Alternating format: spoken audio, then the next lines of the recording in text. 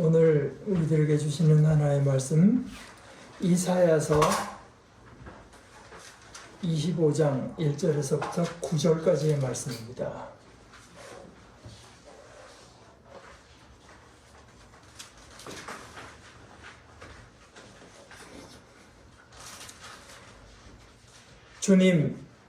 주님은 나의 하나님이십니다. 내가 주님을 높이며 주님의 이름을 찬양하겠습니다. 주님께서는 놀라운 일들을 이루시고 예전에 세우신 계획대로 신실하고 진실하게 이루셨습니다. 주님께서는 성읍들을 돌무더기로 만드셨고 견고한 성읍들을 폐허로 만드셨습니다. 우리의 대적들이 지은 도성들을 더 이상 도성이라고 할 수 없게 만드셨으니 아무도 그것을 재건하지 못할 것입니다. 그러므로 강한 민족이 주님을 영화롭게 할 것이며 포악한 민족들의 성읍이 주님을 경외할 것입니다. 참으로 주님께서는 가난한 사람들의 요새이시며 곤경에 빠진 불쌍한 사람들의 요새이시며 폭풍우를 피할 피난처이시며 떼약볕을 막는 그늘이십니다. 흉악한 자들의 기세는 성벽을 뒤흔드는 폭풍과 같고 사막의 열기와 같습니다. 그러나 주님께서는 이방 사람의 함성을 잠잠하게 하셨습니다. 구름 그늘이 떼약볕의 열기를 식히듯이 포악한 자들의 노래소리를 그치게 하셨습니다. 만군의 주님께서 이 세상 모든 민족을 여기 시온산으로 부르셔서 풍성한 잔치를 베푸실 것이다. 기름진 것들과 오래된 포도주, 제일 좋은 살코기와 잘 익은 포도주로 잔치를 베푸실 것이다. 또 주님께서 이 산에서 모든 백성이 걸친 수의를 찢어서 벗기시고 모든 민족이 입은 수의를 벗겨서 없애실 것이다. 주님께서 죽음을 영원히 멸하신다. 주 하나님께서 모든 사람의 얼굴에서 눈물을 말끔히 닦아주신다. 그의 백성이 온 세상에서 당한 수치를 없애주신다. 이것은 주님께서 하신 말씀이다. 그날이 오면 사람들은 이런 말을 할 것이다. 바로 이분이 우리의 하나님이시다. 우리가 하나님을 의지하였으니 하나님께서 우리를 구원하신다. 바로 이분이 주님이시다. 우리가 주님을 의지한다. 우리를 구원하여 주셨으니 기뻐하고 즐거워하자. 하나의 말씀입니다. 하나님 감사합니다.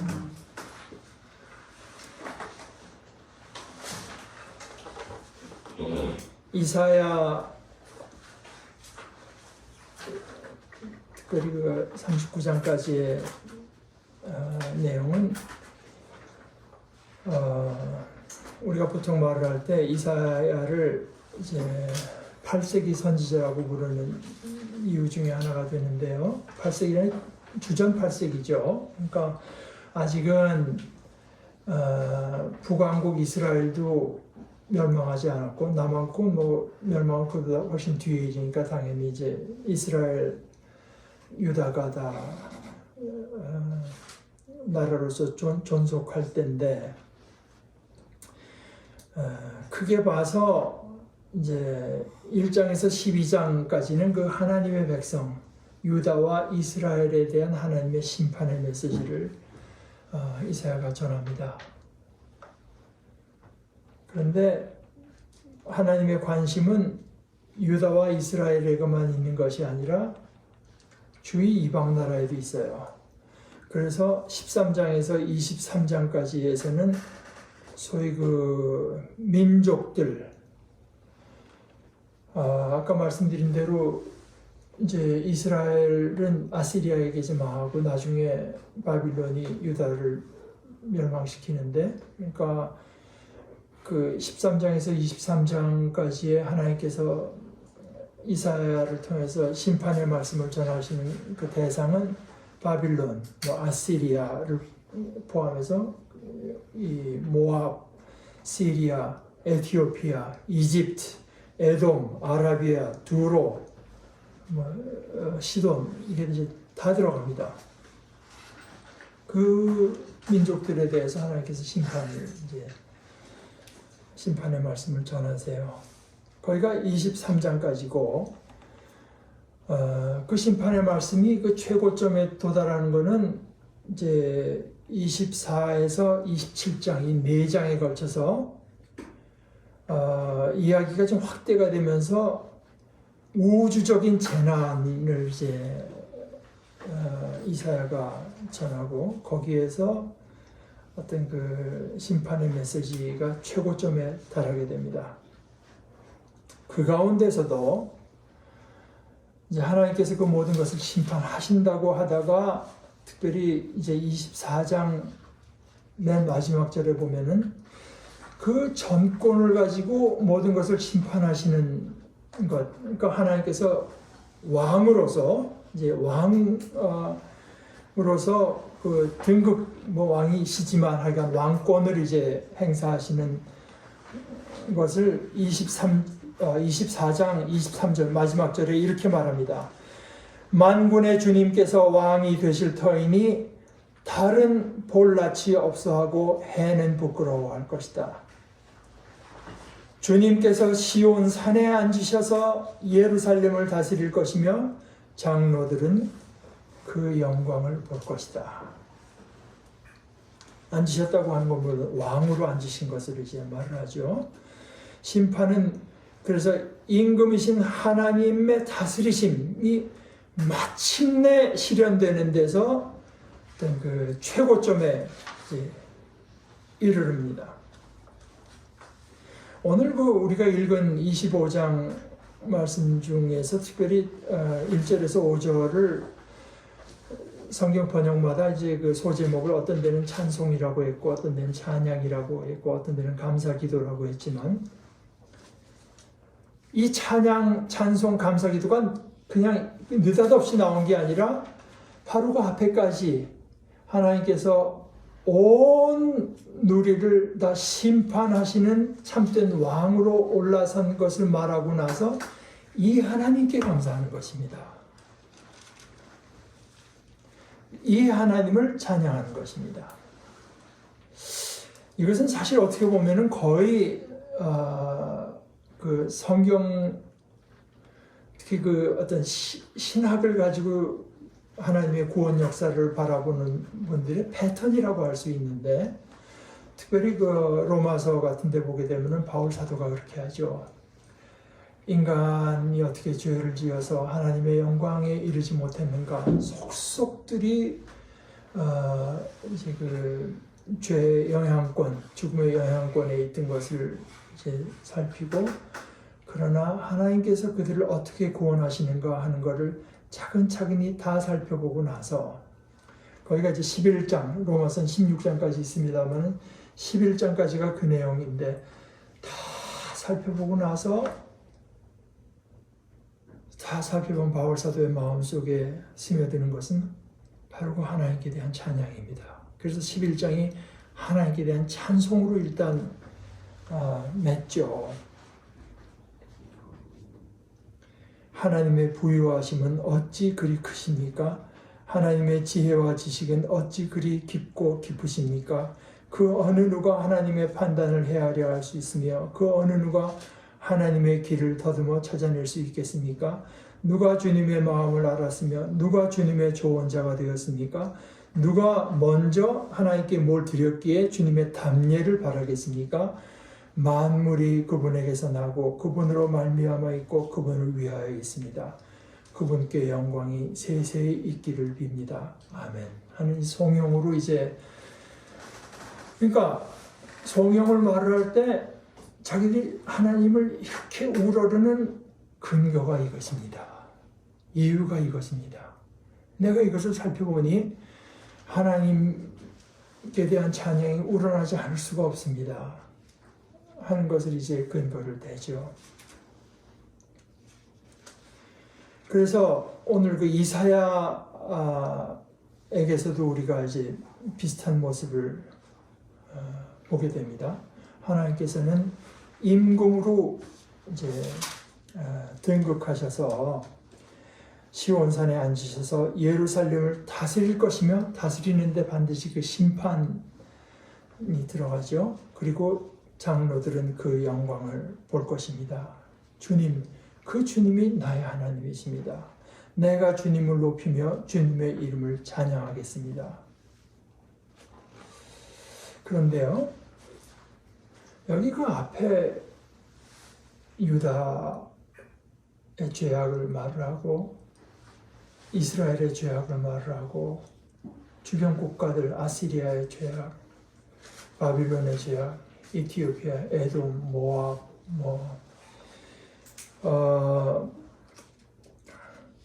이 죄악들을 말을 하고 그들에게 임하는 하나님의 심판을 말을 하지만 결국 그 포인트가 어디 있느냐? 그 포인트가 오늘 하나님께 대한 찬양에서 그 포인트가 드러나지요. 그 모든 것들을 요약해서 이렇게 말합니다. 주님께서는 성읍들을 돌 무더기로 만드셨고 견고한 성읍들을 폐허로 만드셨습니다. 우리의 대적들이 지은 도성들을 더 이상 도성이라고 할 수 없게 만드셨으니 아무도 그것을 재건하지 못할 것입니다. 다시 일으킬 수도 없이 하나님께서 무너뜨리셨습니다.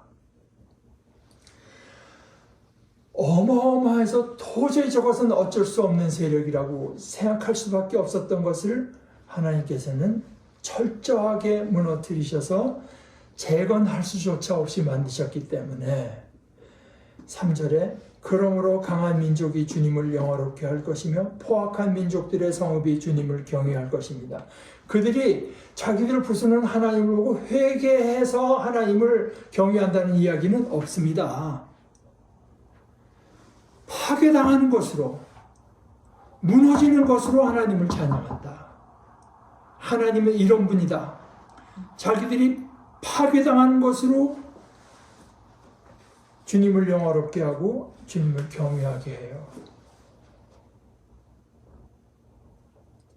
우리는 이렇게 되면 안 되겠죠. 그러면서 여기까지는 이제 심판이고요. 그 다음에 4절, 5절. 참으로 주님께서는 가난한 사람들의 요새이시며 곤경에 빠진 불쌍한 사람들의 요새이시며 폭풍우를 피할 피난처이시며 떼약볕을 막는 그늘이십니다. 결국 하나님의 관심은 빈궁한 사람들, 가난한 사람들에게 있습니다. 이사야가 이스라엘과 유다와 주변국들의 모습을 넓게 살펴보지만 그런 어떤 국제 정세 또는 국제 정치, 국제 정황, 정치적인 어떤 관점을 갖고 보는 것이 아닙니다. 결국 그렇게 할 때 하나님의 관심은 가난한 자들에게 있어요. 빈궁한 자들에게 있습니다. 그들이 고통당하는 데 있고 그들을 고통에서 건져주는데 하나님의 뜻이 있습니다.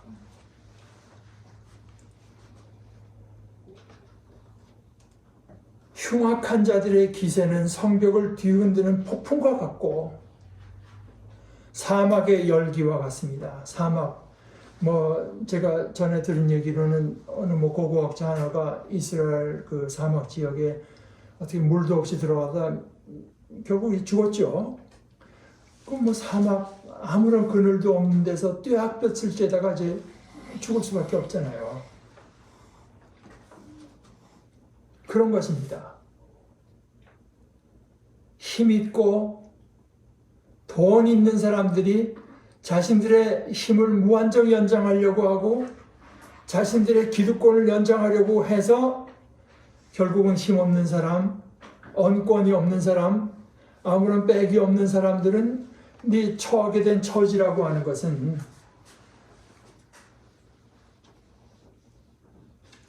마치 폭풍에 아슬아슬하게 버티고 있는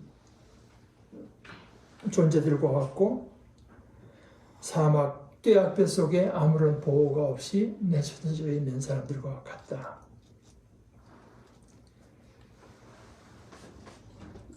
이것이 보이지 않는 사람들이 있죠. 저 사람들의 처지가 어떻게 저렇게 힘들까? 이게 보이지 않는 사람들이 있습니다.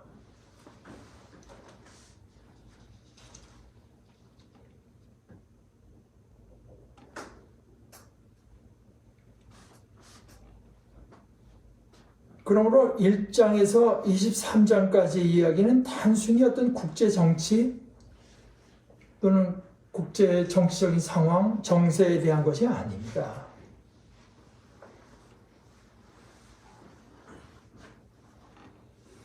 오히려 그 중심에는 가난한 자, 빈궁한 자, 환난당한 자들에게 있습니다.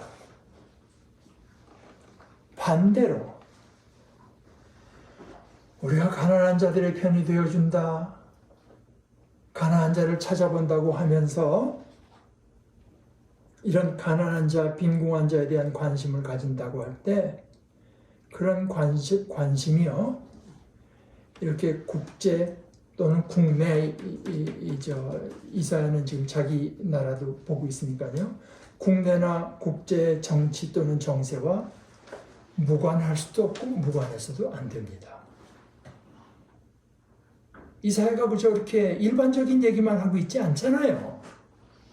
자기 나라 안에서 벌어지는 일을 살피고 국제 정치를 살피면서 구체적으로 가난한 자, 빈궁한 자, 환난당한 자들이 어떻게 고통을 겪게 되었는가를 살피고 있지 않습니까? 이거는 예를 들어서 구약의 예언자들에겐 빈번하게 나타나는 거의 중심된 주제라고 할 수 있지만 사실 신약 성경에는 흔하게 명시적으로 표현되는 적은 별로 없습니다.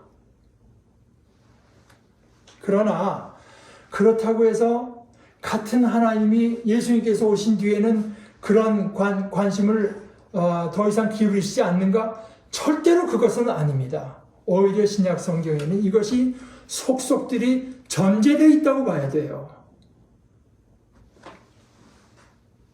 제가 얼마 전에 우리 성기문 목사님이 와서 레위기 이야기를 할 때 제가 이제 레위기의 내용을 모르면 우리가 근본 없는 신앙이 될 수밖에 없다. 그 모든 제사나 이런 이야기가 무엇인가. 그런데 사실은 그것은 레위기의 이야기뿐이 아닙니다. 이 예언자들 또는 모세오경에 나오는 이런 내용들, 구약의 내용들에 대한 이해가 없으면 우리의 신앙은 그야말로 근본 없는 신앙이 될 수밖에 없어요. 저는 근본 없다는 얘기 잘난 척하는 사람들이 모아서 참 그 말 표현 자체는 좀 싫어합니다만은, 그러나 그 싫다고 하는 건 뭐냐? 근본 없으면 그게 참 나쁘다고 하는 건 아니까 싫은 건데요. 그야말로 근본 없는 신앙이 될 수밖에 없고, 제가 관찰하기에는 좀 불행한 이야기지만 저도 어려서부터 그런 교육을 계속 받고 자라났습니다. 근본 없는 신앙이며 왜곡된 복음입니다. 우리가 그리스도의 십자가로 우리 죄를 용서받고 구원받고 부활의 소망을 가지는 것과 빈궁하고 가난한 자의 요새가 되어주시는 하나님, 이들에게 구원주로 나타나기 위해서 심판을 내리시는 하나님, 이거 구원받고 죄 용서받고 구원받는 것과 빈궁하고 가난한 자의 요새가 되어주신 하나님, 이 내용을 단단히 연결해서 통일적으로 이해하지 못하면 아주 심각한 복음의 왜곡이 일어나고 맙니다. 그것은 그야말로 구약 성경과 신약 성경을 단절시켜 놓을 때 우리의 믿음이 얼마나 이상한 모양이 되는가.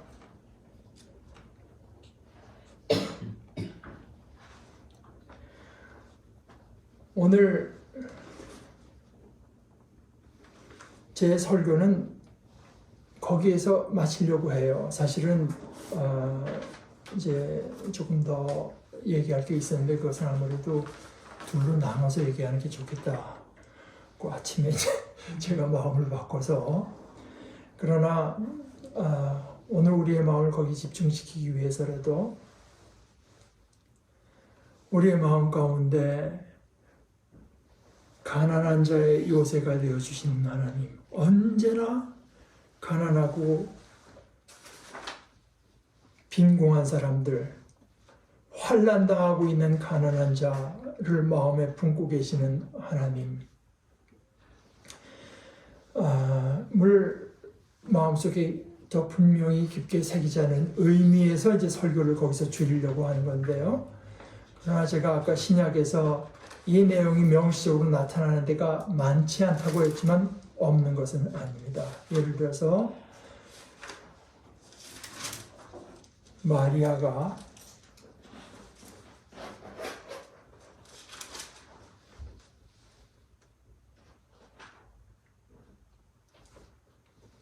하나님께 그 천사 이렇게 들은 이야기가 이제 가브리엘이 그대가 잉태하여 아들을 낳을 터이니 그의 이름을 예수라고 하여라 하는 얘기를 듣고 나서 마리아가 하나님을 찬양한 그 마리아의 찬가가 1장 46절에서부터 55절까지인데 그 중에서 석절 51절에서부터 53절에 마리아가 예수를 잉태할 거라고 하는 말을 듣고 나서 하나님께 드린 찬가가 이렇습니다. 그 힘센 분 하나님은 그는 그 팔로 권능을 행하시고 마음이 교만한 사람들을 흩으셨으니 제왕들을 왕좌에서 끌어내리시고 비천한 사람을 높이셨습니다. 줄인 사람들을 좋은 곳으로 배부르게 하시고 부한 사람들을 빈손으로 떠나보내셨습니다. 하나님께는 심판과 구원이 두 가지가 아닙니다. 어떤 사람에게, 어떤 처지에 있는 사람들에게 구원이 되는 것이 어떤 사람들에게는 곧 심판을 의미합니다. 그리고 그 구원이라고 하는 것, 하나님께서 마음속에 품으시고 우리 가운데 이루시려고 하는 구원이 어떠한 것인가 하는 것을 우리들이 깊이 생각할 뿐 아니라 오늘 그 이사야가 말한 것 보는 것처럼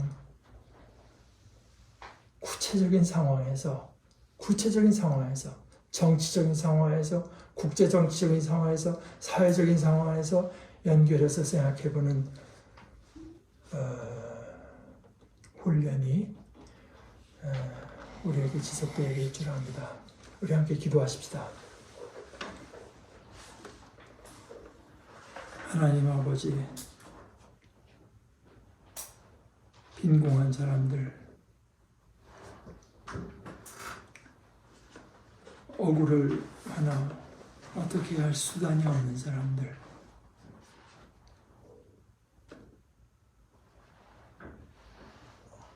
어쩔 줄 몰라 하는 사람들의 편이 되어 주시는 우리 아버지, 저희들 이 아버지의 마음을 알게 하시고 이 아버지의 마음을 품게 하시고 예수 그리스도께서 바로 이 아버지의 마음에 참여하는 은혜를 주신 것을 마음에 새기고 감사하고 그것을 살아내는 저희들이 되게 하여 주시옵소서. 예수님의 이름으로 기도합니다. 아멘.